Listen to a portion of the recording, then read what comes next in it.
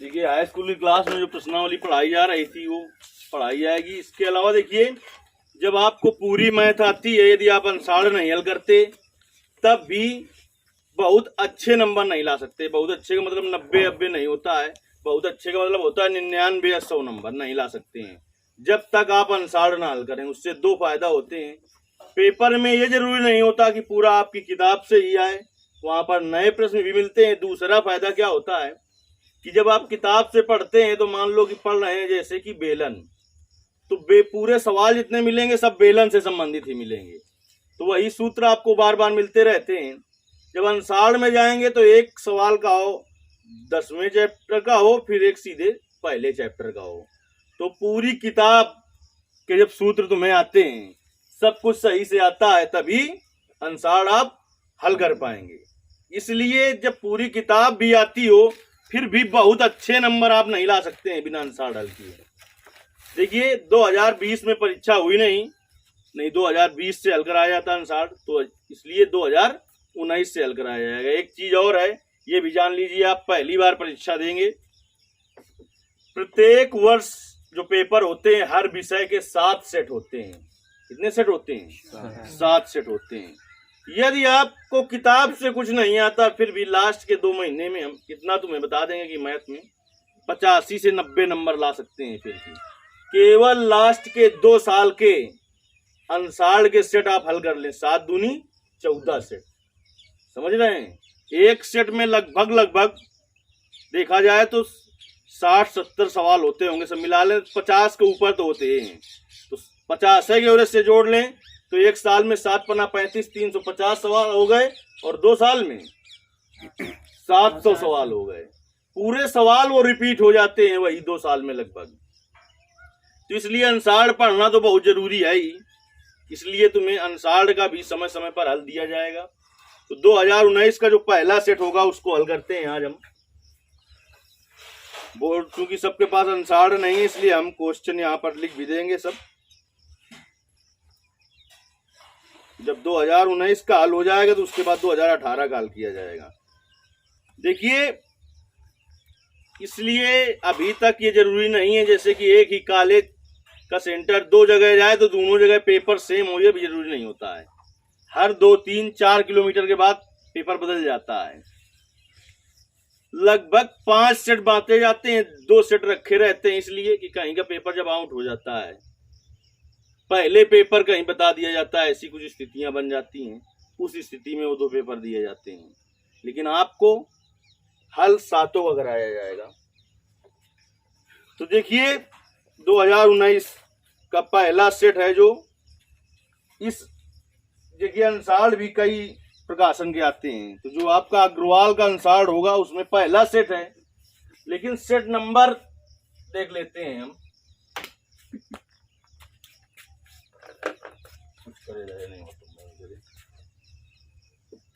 Set number 1 है AV, ये इसका संकेतांक है। दूसरे प्रकाशन का अंसाड़ होगा तो वहां पर क्या होगा, सेट नंबर 1 पड़ा होगा हो लेकिन यहाँ पर दूसरा हो, लेकिन AV से ढूंढेंगे आप तो तुरंत मिल जाएगा। उसमें कहीं होगा साथ में एक सेट कहीं AV, ये जरूरी नहीं कि लेकिन सेट नंबर 1 है वहां पर पड़ा हो।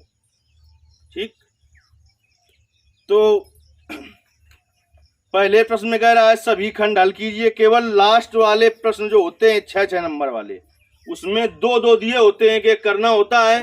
बाकी हाई स्कूल में कोई छूट नहीं होती है, जितने प्रश्न दिए होते हैं सभी हल करने होते हैं। पहला प्रश्न जो होता है वो बहुविकल्पी प्रश्न होता है, इसके 6 भाग होते हैं। बिना प्रश्न हल किए कुछ प्रश्न होंगे 1, 2, 6 में जिनको बिना हल किए आप उनका आंसर जान जाएंगे। बाकी बिना हल किए आप उनका आंसर नहीं जान सकते हो। तो जब आप कॉपी खोलते हो अपनी, जब पेपर देने जाते हो और ऐसे कॉपी बंद मिलेगी, जब कॉपी आप खोलोगे तो इस पहले पेज पर आपको लिख देना होता है रफ, और यहाँ पर रफ कार्य करते हैं। यहाँ से हल करना शुरू करते हैं, पूरे सवालों का रफ इसी में नहीं हो जाएगा। सवाल हल करते रहोगे, जैसे 4-5 पेज हल किया, ये रफ भर गया है तो फिर किसी बाएं पेज पर ही रफ लिख देते हैं यहाँ पर, और फिर पूरा गुणा भाग जितना कैलकुलेशन होता है उससे संबंधित यहाँ पर किया जाता है। और जब पेपर हल हो जाता है तो जिसमें रफ लिखा है एक बार ऐसे और एक बार ऐसे काट देते हैं, बस ऐसे ऐसे नहीं करेंगे कि मार पूरा चिचिया के फेंक दो, नहीं, उसका परिणाम तुम्हें ही भुगतना है। पीछे जो लिखा हुआ है वो गया तो समझ लो आप अपना, एक बार ऐसे क्रॉस करना, एक बार ऐसे क्रॉस करना है। तो देखिए पहला सवाल क्या था इसका,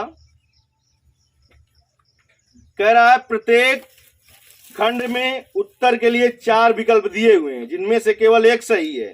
सही विकल्प छांटकर अपनी उत्तर पुस्तिका पर लिखिए। देखिए जितना हमने पढ़ा दिया उतने से ही बहुत कुछ आप हल कर लेंगे, देखना भी। एक द्विघात, पहला प्रश्न है, एक द्विघात बहुपद के अधिक से अधिक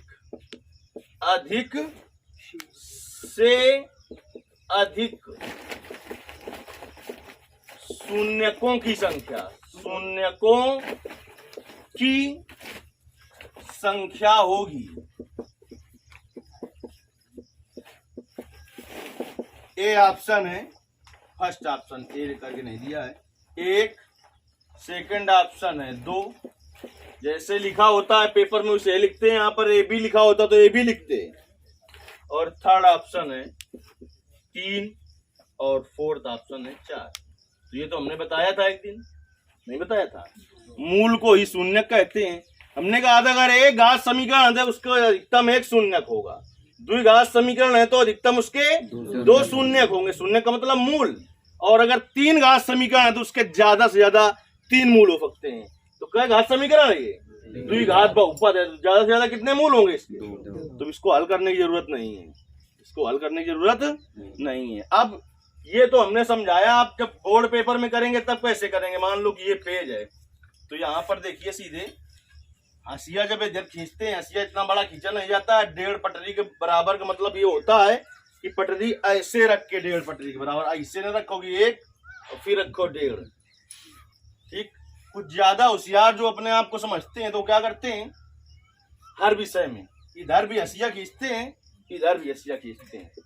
तो सोचते हैं कि जैसे कुछ लिखना है तो ज्यादा पेज भरे दिखाई पड़ेंगे तो ज्यादा नंबर मिल जाएंगे। ठीक, माना कि चेक करने वाला बहुत मूर्ख है, लेकिन इतना भी मूर्ख नहीं है जितना तुम मना रहे हो कि दोनों तरफ आधे आधे पेज में हंसिया खींच दो, इन बच्चे इतना तो इन लिख दो, पूरी कॉपी भरी दिखाए। इससे जितने नंबर तुम्हारे आ रहे होंगे उससे और 4-5 कम आएंगे। हंसिया के इधर कुछ नहीं लिखना होता है, इधर लिखते केवल बोर्ड पेपर में यही प्रश्न होता तो इधर लिखते उत्तर नंबर 1 का कौन सही है, सेकंड और 2। ऐसा नहीं कि ये लिखे सब इसमें सही का चिन्ह लगा दो, ऐसे उत्तर देंगे। ये हुआ देखिए पहले का क नंबर सवाल। अब देखिए पहले का ख नंबर सवाल हल करते हैं।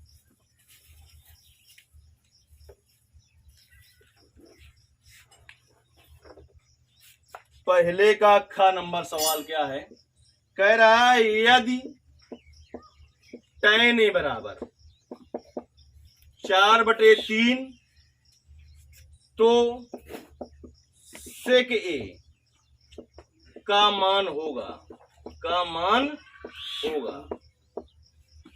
जैसे ही 1 साल के 3 सेट पूरे हो जाएंगे वैसे ही आपको एक पूरा सेट पेपर दिया जाएगा बना बनाया, उसको यहाँ पर हल करना होगा और 2.5 घंटे में करना होगा, तब वहां पर आप कर पाएंगे 2.25 घंटा में। समझ रहे हो, टाइम तो 3.25 घंटा मिलेगा वहां आपको, लेकिन 15 मिनट तो कॉपी भरने में चला जाएगा और कॉपी जमा होने के 20 मिनट पहले पेपर हल हो जाना चाहिए, जिससे एक बार और देख सको थोड़ा। तो जब यहाँ पर हल करोगे 2 घंटे में, जब हल करने लगोगे यहाँ पर, तब वहां पर समझ लीजिए आप पूरा पेपर कर पाएंगे। tan A का मान दिया है 4/3 तो sec का मान होगा फर्स्ट नंबर 3/4, सेकंड ऑप्शन है 5/4, थर्ड ऑप्शन है 3/5 और जो चौथा ऑप्शन है वो 5/3 है। देखिए कैसे निकालें, कैसे भी निकालो, आपको निकालना है। त्रिभुज बना के निकाल लें हम, कैसे निकाल लें, त्रिभुज बना के निकाल लें। त्रिभुज ना बना तो देखिए सूत्र के द्वारा दोनों प्रकार से हम किए दे रहे हैं। त्रिकोणमिति के जितने सूत्र हमने लिखाए हैं, अगर आपको तैयार हैं तो उतने से काम हो जाएगा। ये क्या है, ए है, ये बी है, ये सी है, तो कोण ए के सामने ये कोण ए हुआ कि ना हुआ? अच्छा, ये मान लो ए है तो इसके सामने भुजा लंब हुई। tan ए बराबर क्या होता है? tan ए बराबर दिया है ये होता है लंब बटे आधार। तो लंब कितना है? 4 और आधार कितना है? 3। इस पर एक कैसा त्रिभुज है? समकोण त्रिभुज। जितनी भी त्रिकोणमिति आप पढ़ेंगे वो समकोण त्रिभुज पर ही पढ़नी है। तो 90 अंश का सामने के जो 90 अंश के सामने की भुजा है वो क्या होती है? कर्ण। और त्रिभुज होता है समकोण, तो उस पर लगती है पाइथागोरस प्रमेय। तो लिखेंगे पाइथागोरस प्रमेय से, हम सीधे हल किए दे रहे हैं, आप कैसे करेंगे वो हम बता रहे हैं। पाइथागोरस प्रमेय से कर्ण का स्क्वायर बराबर आधार का स्क्वायर प्लस लंब का स्क्वायर। ठीक, तो यहां से आपका निकल आएगा 3 का स्क्वायर धन 4 का स्क्वायर, 9 धन 16 25 हो जाएगा। का वर्गमूल कितना आएगा? 5 आएगा। देखिए बहुविकल्पी प्रश्न हो तो आप मन में भी कर सकते हैं इसको, लेकिन हल करने को आए तो पूरा हल करके दिखाना होगा। तो इसलिए जितनी ज्यादा से ज्यादा प्रैक्टिस करेंगे तब आपका सही हो पाएगा। अब देखिए का आपसे मांग गया पूछा इससे के काश आता है कि नहीं आता? काश क्या होता है? काश से होता है आधार बटे कर्ण। तो हमने कहा है काश का उल्टा सेक होता है। तो बताओ से के बराबर क्या हो जाएगा? से के बराबर कर्ण बटे आधार। तो बताओ कर्ण कितना है बेटा? 5, आधार 3। कौन सा ऑप्शन सही है? चौथा ऑप्शन सही है। पहली भी दिए रही, देखिए दूसरी भी दी। अगर सूत्र तुम्हें पता होता तो हमने एक सूत्र लिखा रखा है आपको, सेक स्क्वायर ए बराबर 1 प्लस tan स्क्वायर ए। कुछ न बनाते त्रिभुज। तो सेक ए का मान ज्ञात करना है। सेक ए बराबर क्या हो जाता है? Under root 1 plus tan square A. तो देखिए under root 1 plus tan A का मान कितना है? 4 बटे 3। तो इसका स्क्वायर कितना होगा? 16 बटे 9। कितना होगा? ले लीजिए एलसीएम 9। तो क्या हो जाएगा? 9 प्लस 16, 16 प्लस 9 25। तो अंडर रूट 25 बटे 9। 25 का वर्गमूल 5 और 9 का 3। कौन सा ऑप्शन सही है? इसी तरीके से आप कर सकते हैं, सही करना है आप। देखिए लगभग जितने चैप्टर हमने पढ़ा है वही उसी से ज्यादा आ रहा है। जितने पढ़ा दिए इतने ऐसे 80% पेपर हल हो जाएगा। ये दोनों पढ़ा दिए गए कि नहीं पढ़ा दिए गए? ये दोनों सवाल जो आए हैं। तीसरा सवाल देखिए अभी पढ़ाया हुआ ही है। कह रहा है 1 से 10 तक की धनात्मक सम संख्याओं का समांतर माध्य होगा। ग नंबर प्रश्न है 1 से 10 तक की धनात्मक सम संख्याओं का समांतर माध्य होगा। 1 से 10 तक की धनात्मक और सम संख्याओं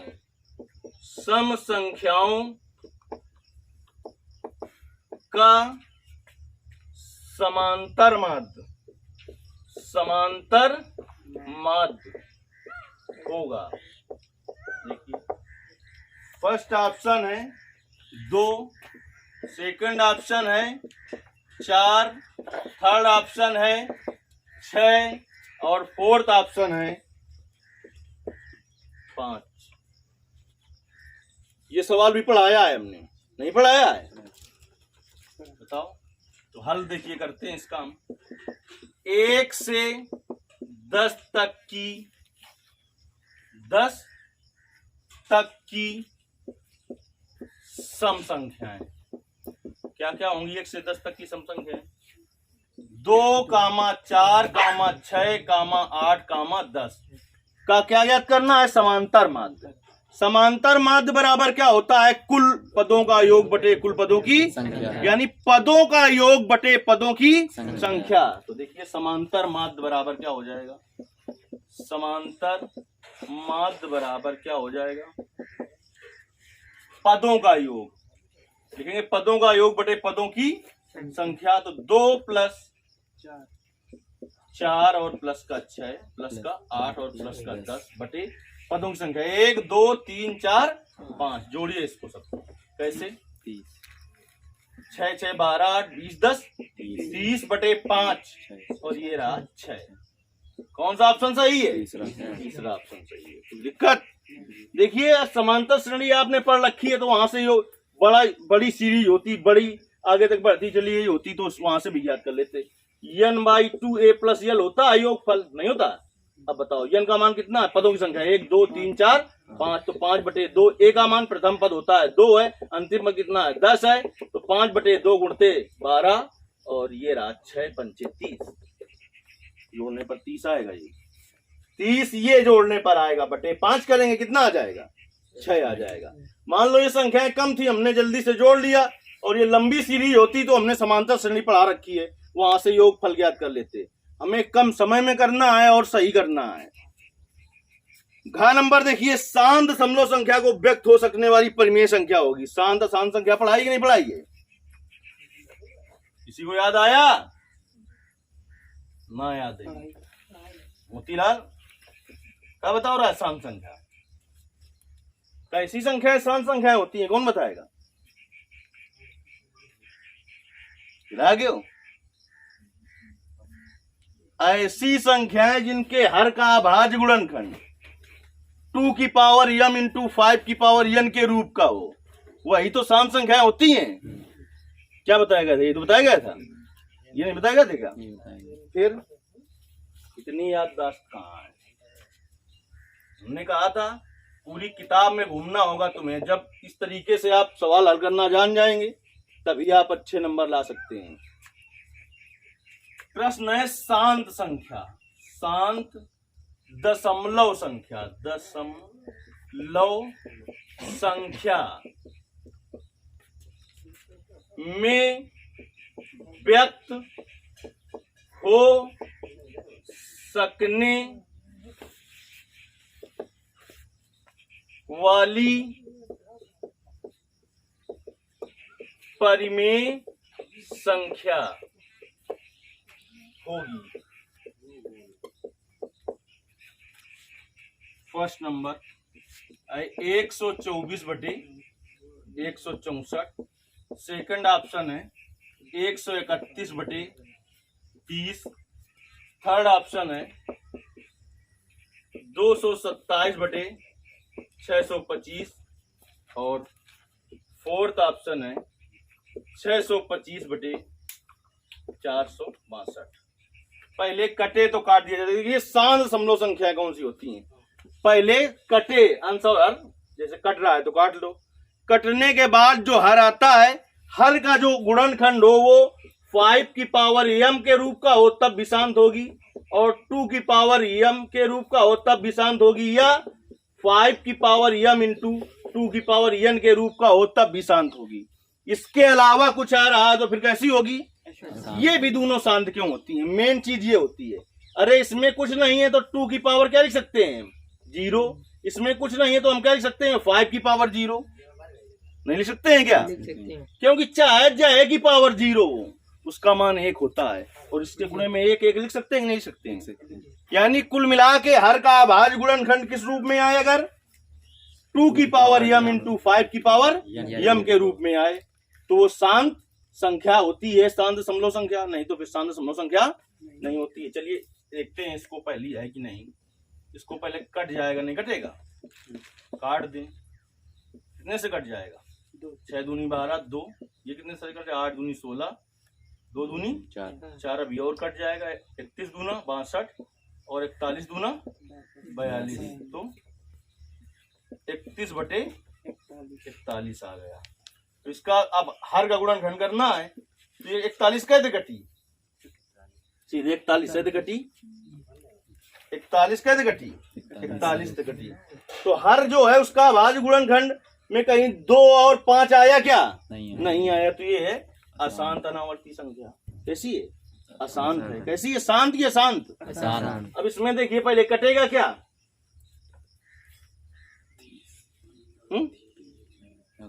नहीं कटेगा। तो सीधे हर का गुणनखंड कीजिए 30 का। हमने 2 से भी विभाज्यता का नियम, 3 से भी विभाज्यता का नियम, 4 से भी विभाज्यता का नियम और 5 से भी विभाज्यता का नियम बताया था। तो 2 से भी विभाज्यता के नियम में ऐसी संख्या है जिनके इकाई का अंक 0 हो, 2 हो, 4 हो, 6 हो, 8 हो, वो 2 से कट जाती हैं। तो 2 से कट जाएगी, कितना आ जाएगा? 15। अब कैसे कटेगा? 3 से भी भाजक नियम बताया था, जो संख्या है उन दोनों को जोड़ दो, 5 1 6। योग अगर 3 से कट जाए तो वो संख्या 3 से कट जाएगी, तो कई बार जाइए? 5 बार। और कितना आ गया? 1। तो हर का भाज गुणनखंड के कौन रूप में है? 2 5, लेकिन इनमें तीनों है, तो क्या है? शांत है कि नहीं है? शांत है कि नहीं है? अशांत है। कैसी है? अशांत है। अशांत है और अनावर्ती है। ठीक, अगर केवल 2 5 ना आते और कोई आता तो अशांत होती, आवर्ती होती। 2 5 भी आ जाए और भी संख्या आ जाए तो अशांत होगी, अनावर्ती होगी। अब इसको देखिए, पहले कट जाएगा क्या कुछ? 7 2 9, 2 13 और 5 2 7 और 2 कितना? 7 6 13।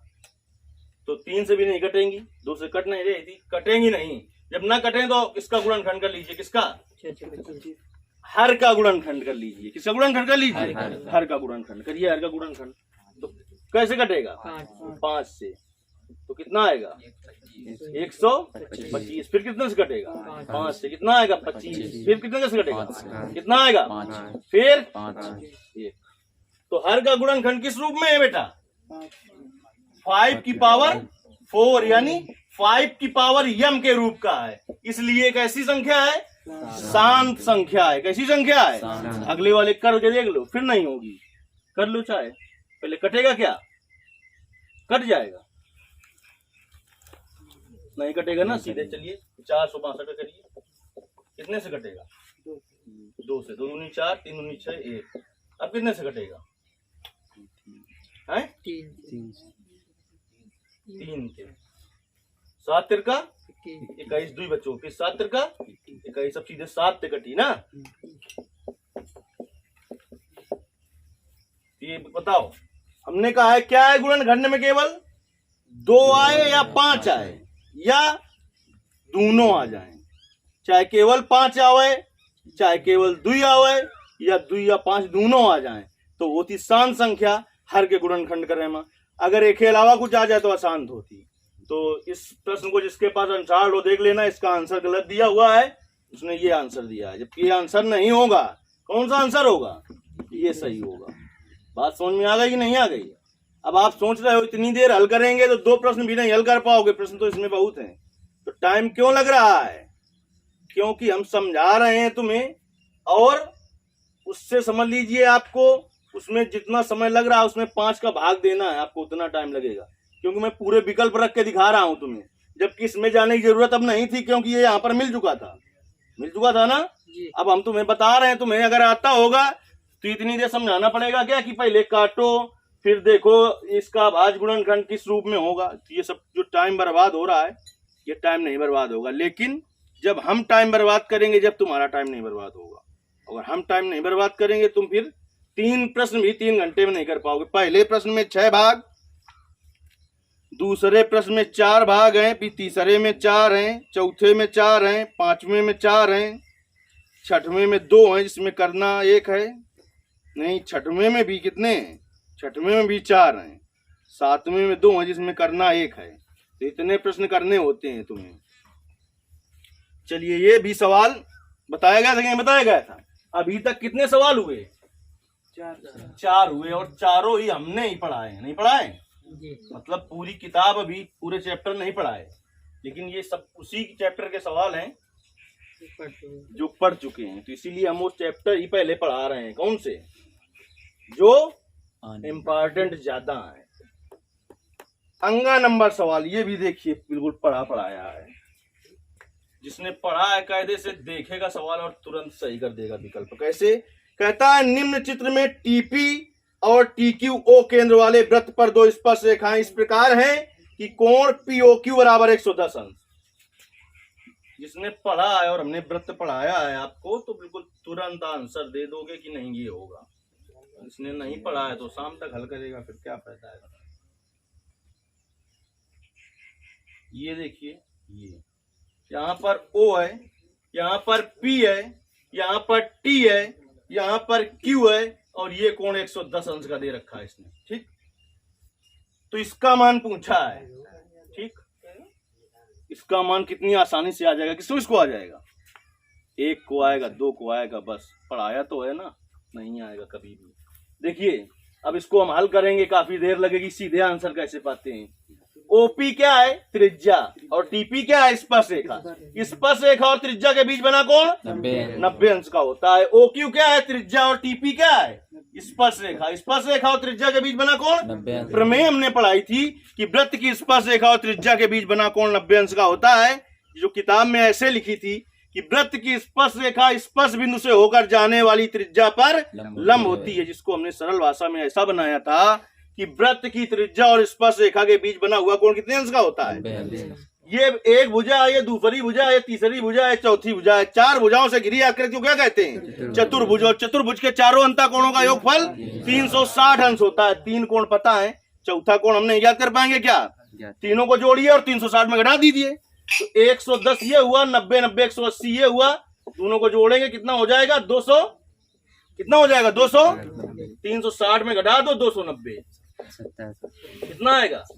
ए ऑप्शन था आपका 60 अंश, बी ऑप्शन था 70 अंश, सी फर्स्ट ऑप्शन था 60 अंश, सेकंड ऑप्शन था 70 अंश, थर्ड ऑप्शन था 80 अंश, और फोर्थ ऑप्शन था 90 अंश। कौन सा सही होगा, सेकंड ऑप्शन सही होगा, 90 अंश।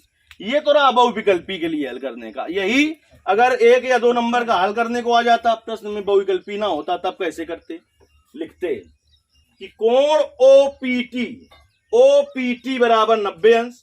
क्यों हमने लिख दिया ओपीटी बराबर 90 अंश, चूंकि हम जानते हैं कि वृत्त की स्पर्श रेखा और त्रिज्या के बीच बना हुआ कोण 90 अंश का होता है। फिर लिख देते हैं कोण ओक्यूटी बराबर 90 अंश। इसमें भी वही प्रमेय लगी है कि वृत्त की स्पर्श रेखा और त्रिज्या के बीच बना कोण 90। फिर कोण पीओक्यू बराबर 110 अंश दिया है, ये दिया है।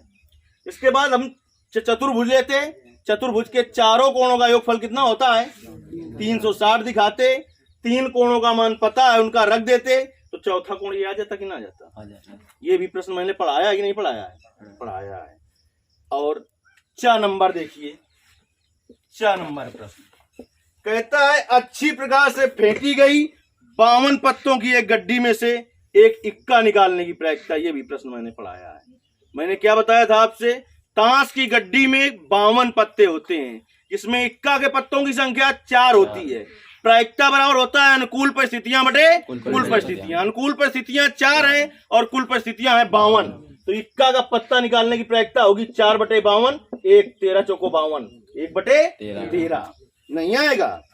फर्स्ट ऑप्शन इसने दिया है 1 बटे 52, सेकंड ऑप्शन दिया है 48, और थर्ड ऑप्शन कितना दिया है 1 बटे 13, फोर्थ ऑप्शन दिया है कितना 52।